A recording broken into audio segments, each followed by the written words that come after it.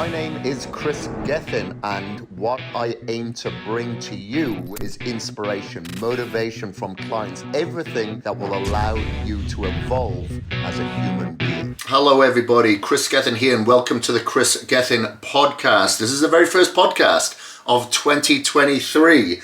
And what a way to start, because I've got a great guy on the show. You may be familiar with him because he was on the show in 2023 and he is the first guest, 2022, and he is the very first guest of 2023, and that is Justin Maguire. When he was on the show last time, we went through a lot of things that he was putting me through in regards to testing, like with genetic testing, organic acid testing. We did a lot of tests, a lot of blood tests, just to optimize my health and my brain function. And he's done such a wonderful job that I've since suggested him to many of my clients. And a lot of my clients are now working with Justin, and a lot of my friends within the biohacking field who are leaders in the biohacking field actually go to Justin as well. I'm not going to list off all of his qualifications because there's a long laundry list here, but I will just go through some of the titles. Like, he's a strength and conditioning coach, lots of levels through the Pulaquin way of teaching, ISSA, performance and strength, ETA, like I said, a long list. He's qualified in kinesiology, endocrinology, nutrition, soft tissue therapy. Like I said, the list I've got here goes on, so I'm not going to go through all of that. But the one thing that he's done with me and has done with many of my clients, he's done functional blood chemistry analysis, symptoms analysis, so a lot of questions that you have to answer, but it pays off. DNA analysis, microbiome analysis, which really helped me out. Organic acids test, like I said, I've done that before with him. And, what I have found is that not only have I improved from a functional standpoint, from a mental standpoint, but a physical and cognizant standpoint, both together. So anyway, today we are going to be talking about cholesterol, or I should say Justin's going to be talking about that. The impact that cholesterol can have on us in many, many more ways than you would probably think. He'll talk about the benefits and the negatives of cholesterol and what it means to have high cholesterol and what it means to have low cholesterol. So without further ado, let's get into the show. In the subject of molecular medicine, molecular medicine, in the crux of it all is truly what I do and what I focus my energy into. Okay, and now, when you've worked with me, just to go into some specifics, and with some of my clients, you've gone through functional blood chemical analysis. You did symptoms analysis as well, which I think is phenomenal. Had to spend about an hour on the computer, maybe more, to go through that. But obviously, the ROI that you get on that is absolutely phenomenal. Helps you do your job. The DNA analysis, I was actually speaking to some relatives yesterday about prompting them in that direction. Organic acids test, microbiome tests. There's a lot that you cover to specify specifically to optimize that person's health performance, whether it be mental, physical, or whatnot. When you're doing that, and you're looking at certain symptoms, before we get into cholesterol, what is the most prominent thing that you see that, that person is suffering from, that you see in this day and age, that maybe that we didn't have 40, 50 years ago? It comes down to psychopathologies. Depression is a big one, big one. And most people don't even realize that they're actually going through depression.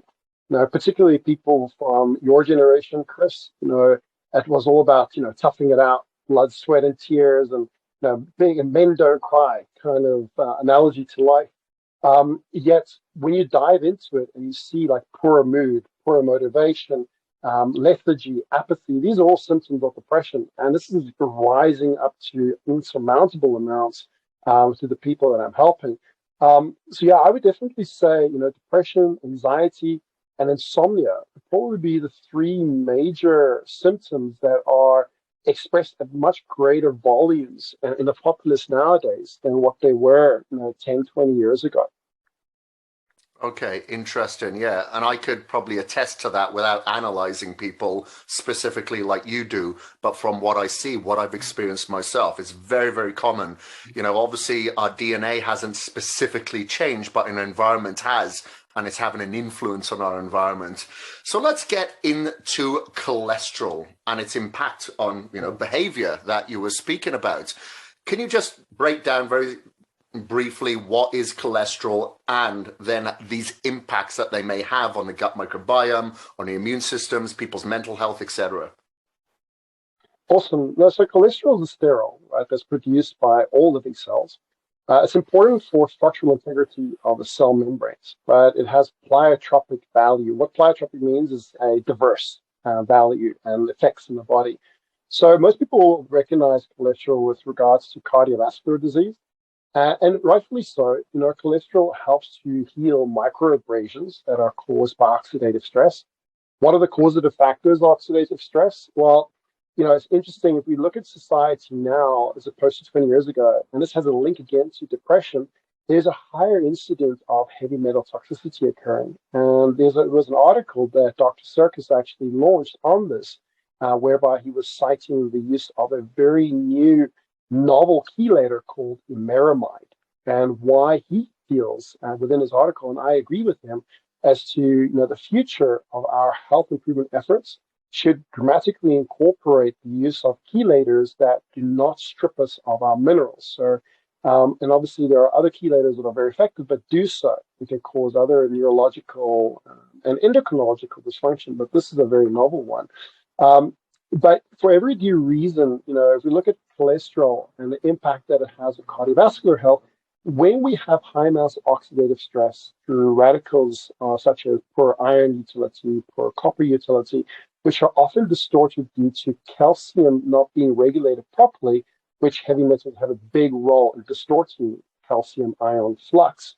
Then what happens is these microabrasions are healed by plaque, which is what cholesterol is. So you can think of cholesterol in a way, almost like a plaster of Paris to the arterial tracts, and laying down a fix to a hole in the wall, being that of the arterial tract itself. But that's what we understand cholesterol to be, and this is how we know it to create atherosclerosis and cardiovascular disease. However, its uses and its effects are so much wider than just that of cardiovascular disease. Cholesterol is utilized for the formation of sex hormones. It is a precursor to bile acid formation. It also has the ability to regulate myelin sheath production, which protects the nerve endings. So improves our nervous system functionality. It improves thermoregulation at cellular level, which means it plays a very intimate role in the regulation of mitochondrial DNA replication and expression. And as you know, being a mitochondrial nut like myself, Chris, how important that is for anti-aging purposes, let alone to ensure that our mitochondria are going through phases of autophagy in the correct manner, but are also producing NAD and ATP at the right ratios and levels, not excessively so, not deficiently so, but at the right levels. Otherwise, we can have rapid amounts of energy being released, causing inflammation, causing premature aging. The release of glycans can come from this as well. Or we may not have sufficient quantities of ATP and NAD production, which can also cause cellular decay, so called apoptosis to occur. So cholesterol has very wide reaching effects within the body. And yeah, it's just an amazing molecule to look into. I believe truly that cholesterol is an immune phase reactant. And what I mean by that is, the immune system has major components from the innate and adaptive sectors. And when something happens within it, either it needs to produce a hormone, it needs to produce an antibody, it needs to heal oxidative damage, the body increases its production and release of cholesterol in order to afford the immune system an opportunity to heal whatever it perceives as becoming distorted in the body itself. Right. Okay. And we always hear that, sometimes cholesterol is genetic. You can have high cholesterol because your father did. And then there's environmental factors or there's nutritional factors that come into play. What do you find are the biggest components that influence whether that person has high or low cholesterol? Oh, thank you so much for this question. Oh, we're going down a rabbit hole here. I love it. Absolutely. So, you are so um, well directed in your motivation in you trying to motivate your family to do genetic testing, right? So, Human Genome Project has really taken leaps and bounds in this discovery of particular polymorphisms that could express the likelihood of disease expression. But what people aren't necessarily aware of, and I don't know if you know this as well, Chris, it's something that I read up on the other day. Do you know that your microbiome actually expresses 150 times more genes than your human cells do? I did remember reading something about that, not that specific number, but I did remember hearing that because there's a doctor that I worked with in 2014 called Dr. Spanaug, and he referred to the gut as not the second brain as a lot of doctors do, but as the first brain specifically for that reason. Absolutely, and I would agree with him on that. Everything from the way in which you express your mood to the way in which you produce hormones is massively regulated by what goes on in the microbiome. From their ability to produce short-chain fatty acids to bile acids, and subsequently the impact that they have on amino acid metabolism. It's all dramatically and intimately linked to what's going on in the microbiome, in particular their gene expression.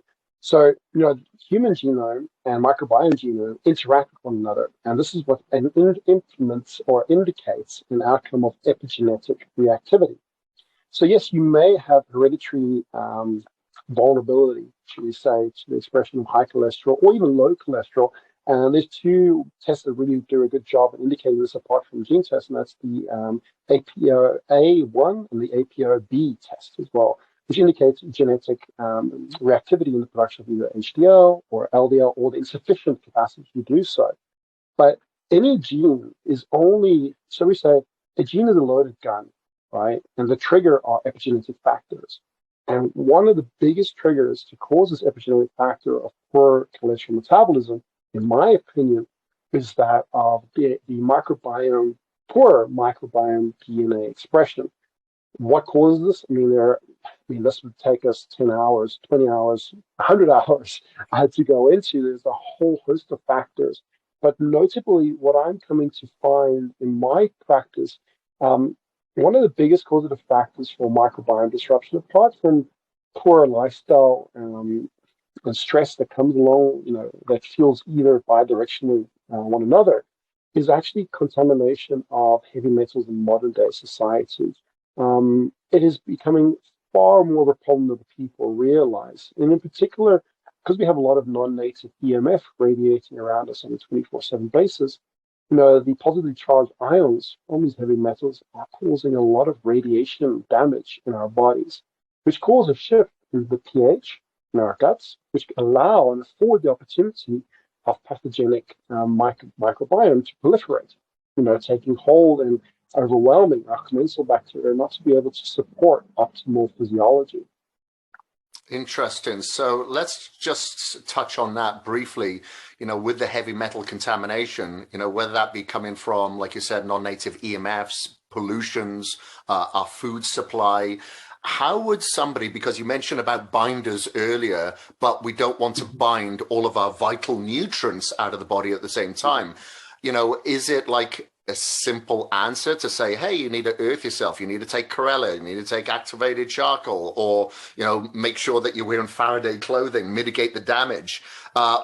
Is there a simple answer to help people collate a lot of this heavy metal contaminants that we're exposed to? I think before we look to chelate or to detoxify in any regard, whether it be fungal metabolites, whether it be parasitic burden or viral burdens in the body, which a lot of it actually stems from compromised hepatic health, liver function. Right? But before we go into any detoxification, we really need to balance out the activity of the nervous system, right? And there are ways which do, like you said, grounding. Putting your ones and twos on Mother Earth. That's a really good way to start. Other methods as well can be like ice baths, can also be really beneficial in the right circumstance. It can help a hell of a lot to improve our stem cell activity, which can also have an impact into the vagus nerve after the initial shock has come through. And then, your EMF protected clothing can also help a lot. One method I like, which is non-invasive, is ionic foot baths. Now, there's a lot of controversy around whether or not they are effective in doing so, and they're not all created equally. But are particular brands of ionic foot baths that work extremely well, not necessarily to rid the body of heavy metals, but to rather neutralize the impact that they have on creating instability in electron donorship or electron exchange.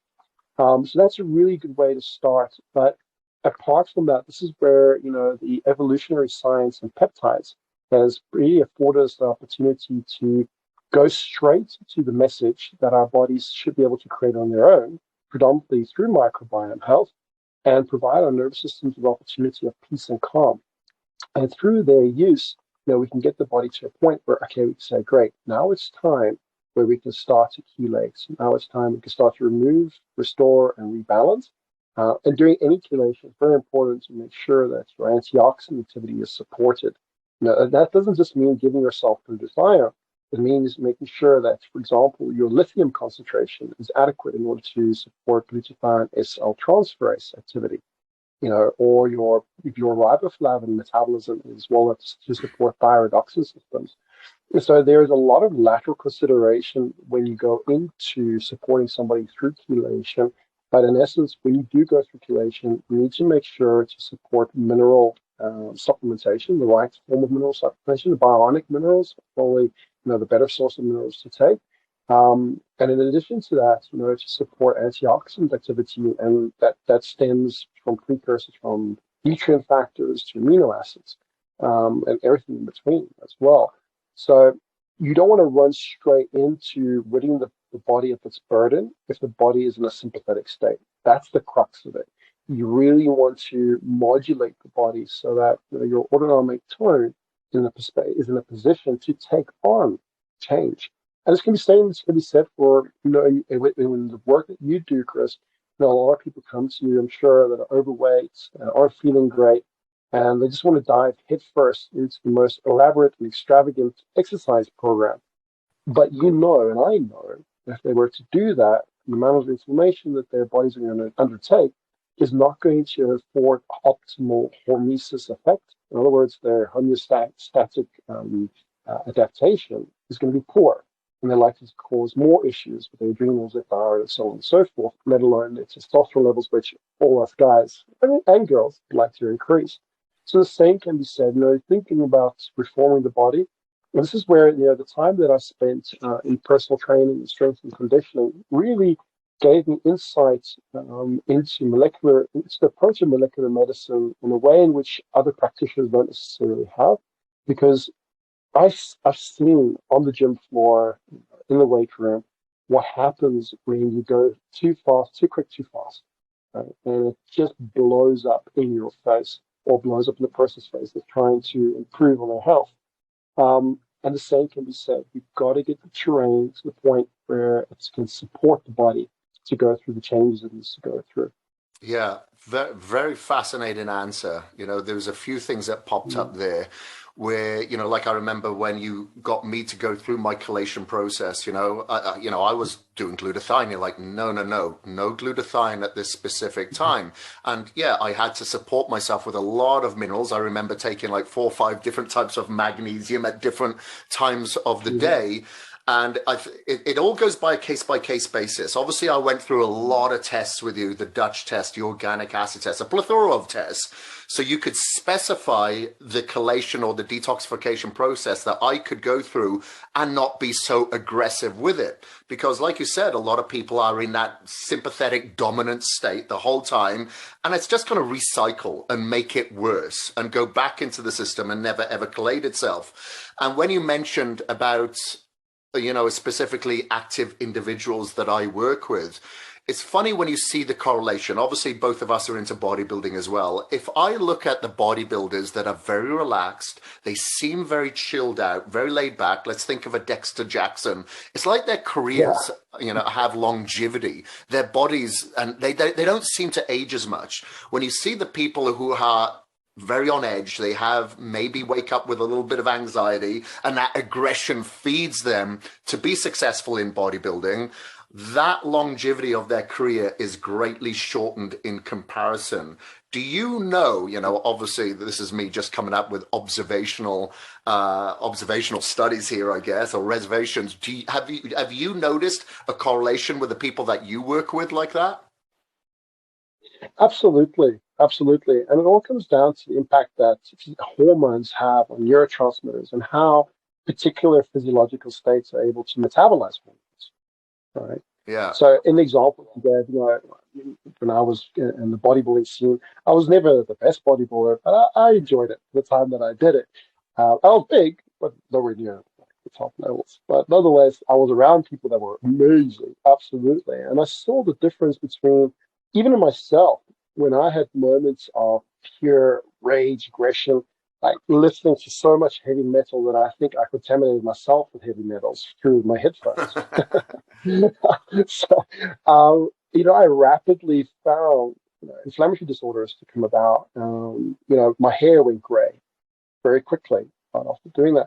And I can see this is a common thread throughout a lot of people that, you know, are able to either tolerate stress or not tolerate stress. And as to why this happens, I think it can stem into as far back as the gestational period that you had in your mother's womb, and what you were exposed to from that point right through to your birth and your adolescence, and the impact that all of these environmental factors that we contend with can have on morphological changes in our nervous system.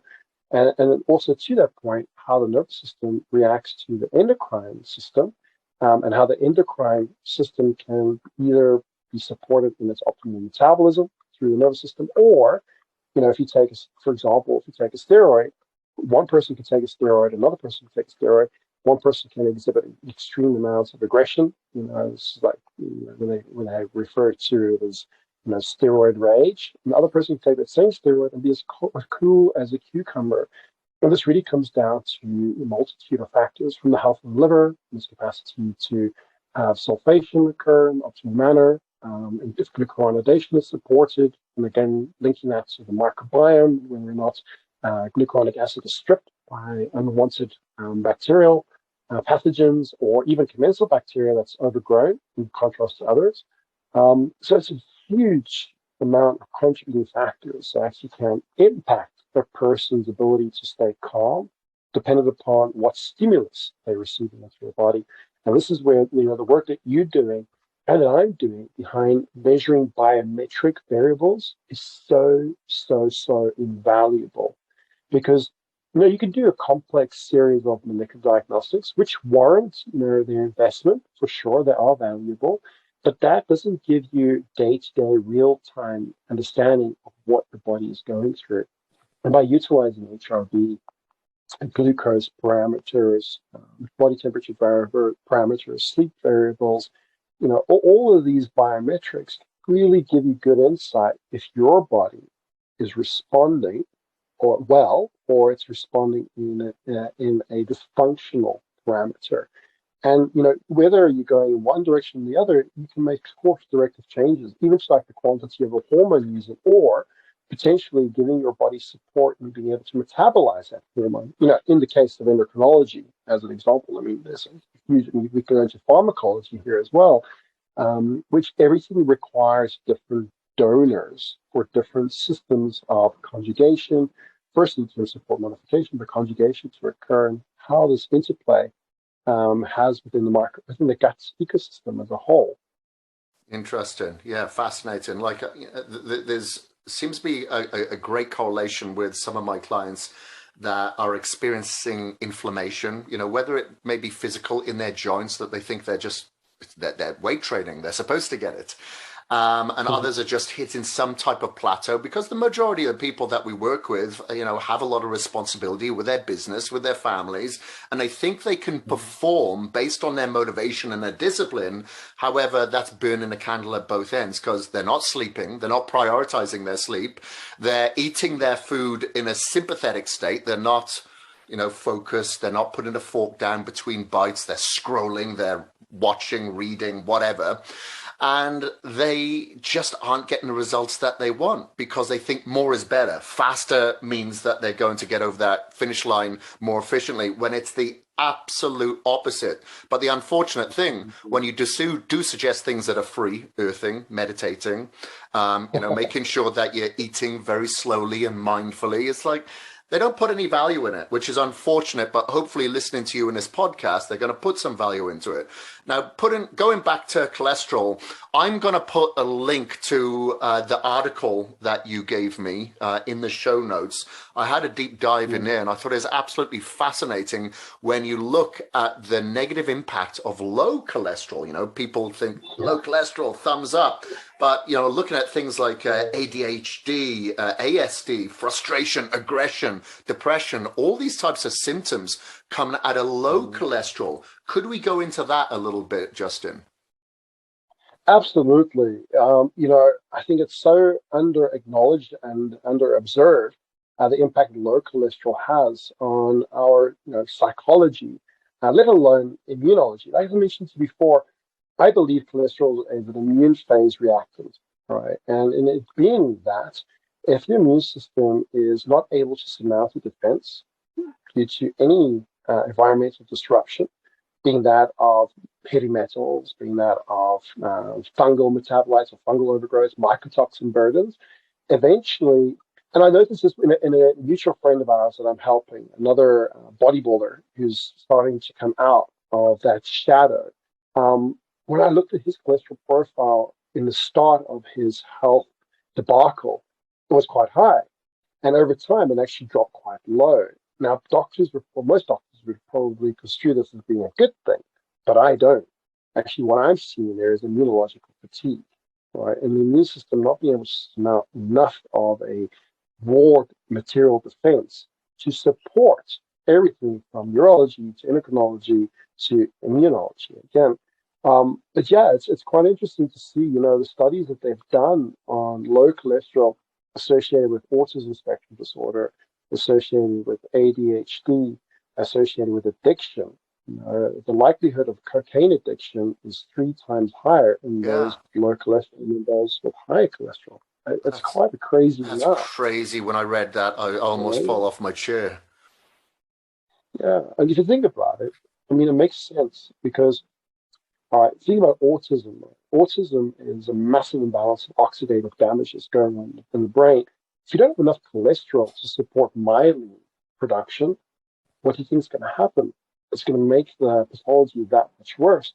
Cocaine, as an example of a drug that's got a high addiction rate to it, cocaine causes huge amounts of oxidative damage to the brain because it pushes dopamine levels so high that it produces dopamine quinone, which is neurodegenerative in every single way.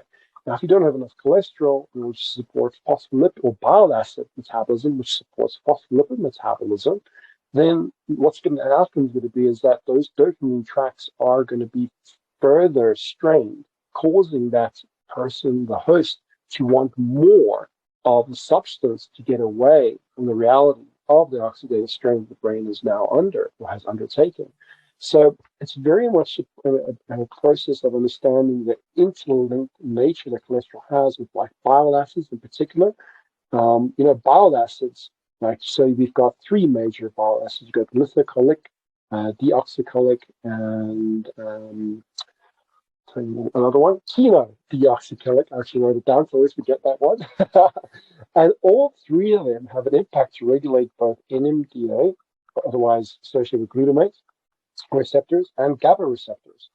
So if your bile acid metabolism, because of insufficient cholesterol, isn't being supported, this has direct impact onto the cerebral frontal cortex, which will impact your autonomic nervous system. So the likelihood of psychopathologies like ADHD increase, autism spectrum disorder increase, addiction increase, and even bipolar disorder increases surmountably with low levels of cholesterol. So it's very important to improve on it. There's a couple of factors that contribute towards poor cholesterol. One is hyper, not hypo. Hypothyroidism, liver disease is another contributing factor towards low cholesterol, gastritis, manganese deficiency. Genes can obviously have a play, but as I mentioned to you, genes are the loaded gun. You've got to think about environmental factors, which is the trigger, and also iron overload can cause poor cholesterol levels. And iron overload again, look into literature that has correlation. Poor iron metabolism, it's been chalked up to genetic hemochromatosis, chalked up. That's just your gene. That's why you have hemochromatosis. I completely disagree with that. I think genes have a part to play for sure, like everything, of course. But I really have a close um, association within the correlation that iron overload plays with heavy metal toxicity. So anybody out there that's listening to this, if you have hemochromatosis or you have know of anybody who's in a history of hemochromatosis, I would really look into seeing what heavy metals your body is harboring. Now, in assessing this, a hair mineral tissue analysis is one way to go. I don't believe it's the most accurate way. I think it's about a 60% accuracy in its analysis and outcome. It is the method I use, given that my work is predominantly online. But however, when patients do fly to South Africa to work with myself and Dr. Haffagy, I often recommend an EDTA challenge test, because this will give you a far more accurate indication of what your body is harboring in terms of heavy metal toxicity. It forces metals out, particularly out the metals that are stored in the bone. It forces them out so you can see what that burden is. And I think that's where anybody should, if you have low cholesterol, you should really be looking at what's going on with heavy metal toxicity that could be compromising. First, manganese metabolism, definitely would compromise that. And also, secondly, compromising your calcium signaling to have an impact on cholesterol metabolism as well. Right. Okay. Got it. Now, like when I've done my tests with you, Justin, there was many more SNPs that you were looking at than a regular test that I would go and get from the doctor. So would the test that someone gets from the doctor be enough to proper analyze their cholesterol, or are there other tests that you would suggest specifically that have more SNPs for you to look at? Yeah, I would definitely look into, I think when you go into cholesterol panels, your lipid panels, I normally would do triglycerides, total cholesterol, LDL, and HDL, which is a good starting point to give it an idea of what's going on. But I would look into other factors as well, even in a CBC analysis. Look into what's going on with the red blood cells too. What's going on with the MCV levels and MCHC levels in red blood cell, medium corpuscle hemoglobin concentration, because that will give you an indication there. If that's low, it gives you an indication that phospholipid metabolism is somewhat compromised. Now, we know that that's also linked to bile acid metabolism. MCV levels are obviously linked to B12 and and folate metabolism, but also have an association with thyroid metabolism. So apart from looking at your CBC and your normal lipid panels, I also look at your thyroid health. Thyroid health regulates the mitochondria. Available T3 will impact how the mitochondria are able to utilize fatty acids, and not only in the beta oxidation capacity, but actually in the formation of fatty acids. Delta 5 and delta 6 desaturase enzyme activity is highly reliant on the mitochondrial health too. So I would really look into TSH, free T3, free T4, total T4, and if available, reverse T3 to see what's going on there. And in addition to looking into your lipid markers and your metabolic markers, which have a close association with cholesterol metabolism, I would also look into what's going on within the liver, right? Your AST, your ALT, your LDH, your GGT, and your ALP levels, but in particular, what's going on with your bilirubin, right? What is going on with your direct and indirect bilirubin, and whether or not there's congestion occurring in red blood cell metabolism that could actually be compromising your overall cholesterol profile. And even go to more specifics of fine-tuned markers that are specifically focused on cholesterol impact it can have on cardiovascular health. And that's like small density, low density lipoproteins, APOA1 to APOB ratios. These are other factors that we can go into deep lipid studies, which is all good and well. And they're warranted, but I think it's very important to look at lateral systems that have correlation of interplay into the expression of your fatty acid status, cholesterol being a component of that. Okay, got it. And I'm going to go into your analysis that you offer on your site in a second. But a question I wanted to ask: we all know that fast food is bad for us, or processed food is bad for us. So anything that's pretty much man-made, we probably should stay away from. However, specifically for the athletic community, you know, they eat twice the amount of the average person, and they all think that they're eating healthy. But unfortunately, the food industry has changed dramatically over the last like 40, 50 years, where we're consuming fish such as salmon that is farmed and it's dyed because there's no astaxanthin, and it's really, really high in omega-6 as opposed to omega-3 as we find in the wild. And then we have, you know, on top of that, we have the burden of antibiotics in food that is consumed more through food than what's actually prescribed to us, that can cause some sort of microbiome dysregulation. Now, would you suggest, or would you say that a lot of the dysregulation in cholesterol that you see is because people just don't know what they're eating? They may think that they're eating healthy, but in fact they're not. So that they should look as well at the kind of sources of the food that they should be consuming. Oh, most definitely, most definitely. You know, I think if we look at most commercially available food, even food in a normal grocery store, like it doesn't necessarily have to be fast food, but from McDonald's, which I think everybody has the understanding that's not good for you. Yeah. But even the hidden dangers all around us, you know, especially when we live in a world where seasonal eating is no longer a factor. So, you know, we prematurely pick fruits and vegetables and ship them halfway across the world, you know, which this, by the sheer increase of the lectin concentration, can have dramatic impact into inflammatory dysregulation in the body, let alone GMOs, you know, GMO-based foods, which can tolerate organophosphates or other pesticides. What I mean by that is the actual fruit or the vegetable can tolerate them being sprayed with pesticides, whereas organic vegetables, you spray them with the same pesticides, will decay and die.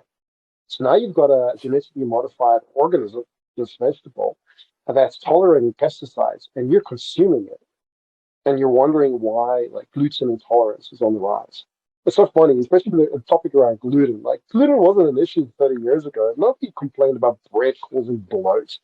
And you have to ask yourself, what's changed? Well, in the last 30 years, the increased use of organophosphates has exploded because of GMOs being made available. And GMOs being able to tolerate organophosphates obviously gave rise to the consumption you putting into your body. You know, and also, again, like you mentioned, with farmed fish, also our oceans being laden with heavy metals, mercury, toxicity throughout. And yes, there's arguments with, you know, for example, in tuna having a high concentration of selenium, and this can offset the mercury damage. And I'm sure it does, and it actually does so. It competes against mercury. But what people are forgetting in this equation is not this selenium's role against mercury, but what role does mercury have in altering the pH state of our bodies? So I have a hypothesis to this. We are noticing an increased rise of fungal burden and mycotoxin burden in society. And I think you've also bared witness to, you know, family and friends starting to struggle with mold toxicity, right, throughout the world. Now you have to ask yourself, mold's always been around, Chris. It's not a new thing, right? It's always been around. So why are people becoming more toxic to it? So I have a hypothesis to this. Fungus has a 20 times greater affinity to bind to heavy metals than what human cells do.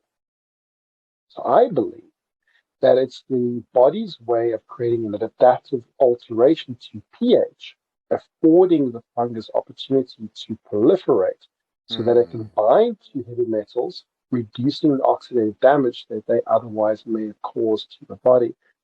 And the more I look into this, the more I realize that if you're going to try and help a person to rid themselves of fungal burden, it's very, very important to also look into heavy metal burden. And, you know, to go about it thinking that you can just get rid of candida or ochratoxin or whatever it might be that you're struggling with, without focusing on what's causing distortion to mineral metabolism, i.e. heavy metals being a big causal factor. Other, you know, obviously there are other environmental chemicals or chemicals that can also contribute to PCBs, other pesticides that also contribute toward it.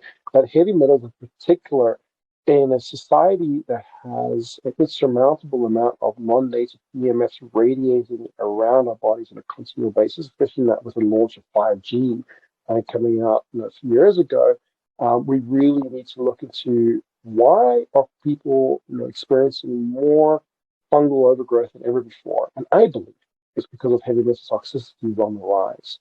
I really do believe so. And I think that the frequencies that we are exposed to are only causing their impact to be so much more detrimental to our bodies. And our bodies are just trying to find a fail-safe in order to prevent that damage. And this is why we have, a mold, fungus overgrowth occurring. But that's my hypothesis. So obviously, it hasn't been proven scientifically, but I think that there is logic to it. I think it's quite sound if you look at systems biology. Yeah, that makes complete sense. I think people think that I'm a little bit overly paranoid, especially when I'm traveling. I have my earthing trainers on. I'm, wearing my Faraday clothing. I got the Faraday blanket. I'm carrying mobile EMF scramblers with me, but I'm just like, you know what?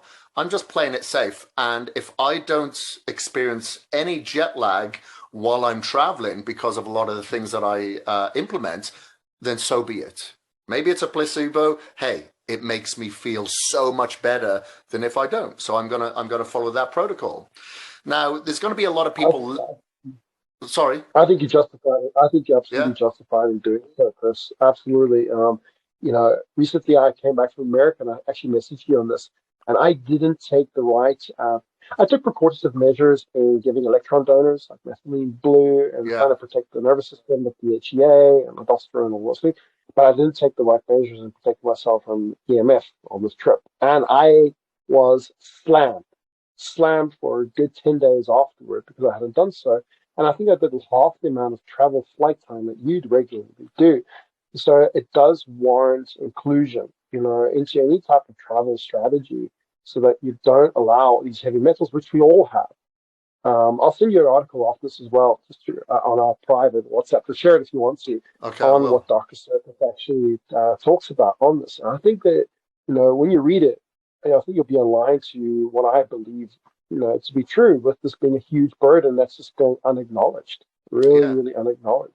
100%. I truly believe that because a lot of the time, whenever I travel, like I'm going to travel again to India soon, then Georgia near Russia, then straight to Italy, I have to perform on that day, if not the day after. I need to work out as soon as I get there. So I cannot afford to have any lag at all. I have to be on point.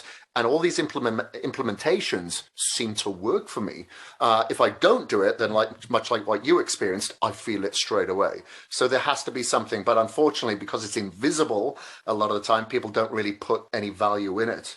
Now, there's going to be a lot of people listening now thinking, okay, I have some of these symptoms that Justin has expressed here, whether it be gut dysregulation, whether it be frustration, they have low cholesterol, high cholesterol, but they don't know specifically what sort of tests to go for. Now, I know on your site, because I've filled out these forms and had my clients fill out these forms, that you do actually have a free symptoms analysis that identify systemic causes of cholesterol disruption. So I'm going to put that link in the show notes that people could fill out. But could you just prompt listeners what they can do to reach out to you, to work with you, and, get themselves on a right path for brain and health optimization? Thank you, Chris. Yes, if anybody is interested to find out a little bit more of the root causes and lateral contributing causes to cholesterol dysfunction, you can either email me at justin@autonomiccoaching.com. That's autonomic coaching. The C's are hyphenated, so it's two C's. Always have to say that because people try to hyphenate the C. Or you can go onto our website, www.autonomiccoaching.com, or we're on Instagram, autonomic_coaching, where you can just send us a PM, and we'll happily get back to you on that as well. It's such an interesting time to be living in, especially post-COVID. And I'm really just grateful for the opportunity to be able to bring this form of science to the forefront, with a lot of people struggling, particularly with long-haul COVID symptoms. And I don't want to be a You conspiracy was theorist. one of them, and I was one of them. So yeah. Absolutely. And I think there's a rationale as to why we're struggling with that. I really do feel I'm uncovering the big causative factors to that, looking into electron disruption. I think the reason why you also recovered so well and why you did so well is a lot of your efforts toward grounding, and EMF protection. I think that's a huge a factor that people are just not acknowledging because, like you said, you can't see the bells and the whistles, but I can guarantee you there's an orchestra playing in your body because you're wearing them. So, yeah, but thank you so much for allowing me the opportunity to share this knowledge and to help people that really need it, particularly in a time post, and I hope I don't offend anybody about this, but post-vaccine, in particular the vaccine damage that has been caused. And, I might have a bit of backlash in making this statement. But the writing's on the wall, Chris. In 2020, certain authorities denied that there was any graphene oxide in these vaccines. And then, last year, independent scientific journals launched findings that there actually is graphene oxide contained in these vaccines. What does this actually mean? Well, our bodies normally operate on megahertz. It actually alters our frequency to terahertz, which is thousands of times greater in frequency. So you can imagine the radiative effect this is having in people's bodies. And I think it's very, very important that we take a step forward in order to support people that have gone through trusting the system, which frankly has let them down. And if I do get into trouble for saying this, I'm going to put my neck on the line because I think it's needed to be heard. So those who have had the vaccine are starting to experience infertility, starting to experience cognitive decline, memory loss, poorer mood, depression. These are all very, very common symptoms, unfortunately, expressed in a lot of patients, clients, people that have come to us for health, not expecting that the people that they trusted to give them so-called protection have inevitably caused their own metabolic decay. So thank you for giving me the opportunity to provide a solution, or to attempt to provide a solution to so many people struggle out there. Yeah, and I really, really appreciate what you're doing to help these people that are struggling, including myself and including my clients and my wife as well. So appreciate that, Justin. And as I mentioned, everybody, everything that we've spoken about today and how you can reach out to Justin included will be in the show notes. So please go down there. And I will obviously put the articles in there that you sent through to me before as well. So you can have a look at that in regards to cholesterol specifically. But thank you very much for joining us, Justin. Really, really appreciate you. And hopefully we'll have you on the show again, because I know there's so many things that you can cover and kind of go down that rabbit hole that really, really do help people's health and optimization. Chris, thank you so much, big bro. I really appreciate you. And please send my love to Sybil. I'm really happy that we are entering into this year together as health Avengers. So have an amazing start to the year. I'm looking forward to being on the show in the future again as well. And hope you have an amazing, productive, and clear process in everything that you wish to accomplish as well. Thank you, brother. I appreciate that. And hopefully I'll see you again in June, mate. So everybody, Absolutely. thank you very much for tuning in. And this is the Chris Gethin podcast. If you do have any questions specifically for myself or Justin, please let us know. And until then, we will see you next week. Peace. Peace. Thank you ever so much for listening. My name is Chris Gethin, and I am out.